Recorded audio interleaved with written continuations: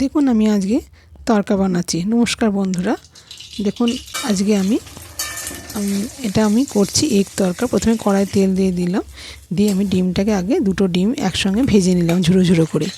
এরপর আমি ওই আবার আলাদা তেল দিয়ে এবার ওর মধ্যে আদা বাটা, টমেটো পেস্ট, তারপরে আমি এর মধ্যে তার আগে একটা তেজপাতা আর একটু গোটা গরম মশলা ফোড়ন দিয়েছিলাম।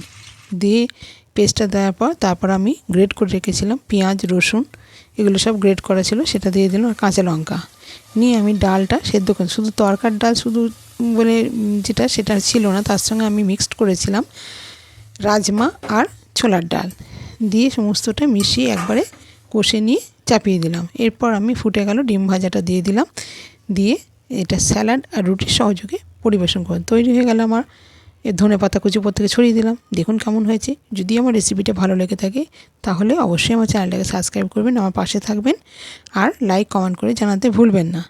দেখুন কেমন হয়েছে রেসিপিটা। Thank you.